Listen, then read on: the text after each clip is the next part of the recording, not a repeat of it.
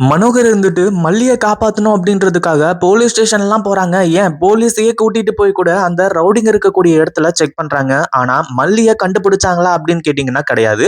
ஏன்னா மல்லிய இவங்க கடத்தனது தான். அதுவும் இல்லாம மல்லியோட கதைய முடிக்கிறதுக்கு அவ்ளோ கான்ஃபிடென்ட்டோட வெயிட் பண்ணிக்கிட்டு இருக்காங்க.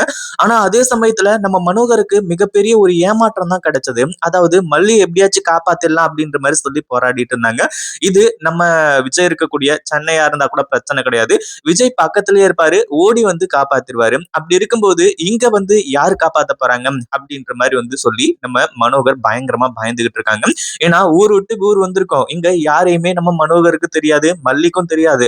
அப்படி இருக்கும்போது மல்லிய நம்ம எப்படி காப்பாத்த போறோம்? இப்படி வந்து மல்லிய கொண்டு வந்து ஒரு மிகப்பெரிய சிக்கல்ல கொண்டு வந்து விட்டுட்டோமே, இப்ப எப்புட்றா நம்ம காப்பாத்துறது அப்படின்ற மாரி வந்து சொல்லி இப்போ மனோகர் பயங்கரமா கதறிட்டு இருக்காங்க.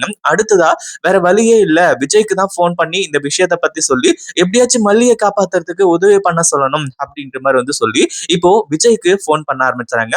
மாப்பிள எங்க இருக்கீங்க அப்படின்ற மாரி வந்து சொல்லி மனோகர் கேட்கும்போது, "என்னாச்சு மாமா? எதுக்காக நீங்க வந்து இப்போ ஃபோன் பண்ணியிருக்கீங்க?" அதே மாதிரி அதாவது என்ன விஷயம் அப்படின்ற மாரி வந்து கேட்கும்போது, மனோகர் வந்து சொல்றாங்க, இந்த மாரி அதாவது இந்த ரவுடி அதாவது இங்க வந்து ஒசூர்ல வந்து நாங்க வந்தோம். இந்த ரவுடி வந்து மல்லிய கடத்திட்டாங்க. அப்படி இப்படின்ற மாரி நெறைய விஷயங்கள சொல்றாங்க. "என்ன மாமா பேசிட்டு இருக்கீங்க? மல்லியும் நீங்களும் இப்போ திருச்செந்தூர் தானே போயிருக்கீங்க. அப்படி இருக்கும்போது அங்க எப்படி நீங்க போனீங்க?" அப்படின்ற மாரி வந்து சொல்லும்போது, "திருச்செந்தூர் போனோம்" அப்படின்ற மாரி வந்து சொன்னது எல்லாமே பொய் மாப்பிள. நான் சொல்றத கேளுங்க. அதாவது சுடரோட ரகசியத்த கண்டுபிடிக்கிறதுக்காக தான் நாங்க இங்க வந்தோம். ஆனா ரவுடிங்க வந்து மல்லிய கடத்துவாங்க அப்படின்னு கொஞ்சம் கூட எதிர்பார்க்கவே இல்ல. எனக்கு என்ன பண்றதுன்னு தெரியல மாப்ள. நீங்க எத திட்டுறதா இருந்தாலும் சரி, ஏன் என்ன கொன்னே போட்டாலும் கூட சரி, முதல்ல எப்படியாச்சும் மல்லிய காப்பாத்துறதுக்கு நீங்க வா அப்படின்ற மாரி சொல்றாங்க.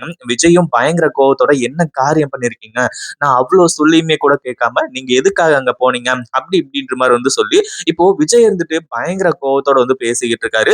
பட் இருந்தாலுமே கூட மல்லி மேல இருக்கக்கூடிய பாசம் எல்லாமே உண்மை. அதாவது என்னதான் மல்லி என்ன பண்ணாலுமே விஜய் சொல்றத கேட்காம அவங்க பாட்டுக்கு ஏதாச்சும் பண்ணிக்கிட்டு இருந்தாலுமே கூட நம்ம விஜய் இருந்துட்டு மல்லிய காப்பாத்தக்கூடிய ஒரு கடமையிலையும் மல்லிய காப்பாத்தக்கூடிய ஒரு விஷயத்திலையும் வந்து ஒரு பொறுப்போட இருக்காரு அப்படின்னே சொல்லலாம். அதுவும் இல்லாம விஜய் இருந்துட்டு இப்போ நேரா கிளம்பி மல்லிய காப்பாத்துறதுக்காக போறாங்க. உண்மையிலேயே அது ரொம்பவே நல்ல விஷயம். அதுவும் இல்லாம கல்யாணத்துக்கு இன்னும் 2 நாள் தான் இருக்கு. அதுக்குள்ள வந்து விஜய் இருந்துட்டு போயிட்டு நம்ம மல்லிய காப்பாத்தி கூட்டிட்டு வர்றது ஒரு சாத்தியமே இல்லாத ஒரு விஷயம்.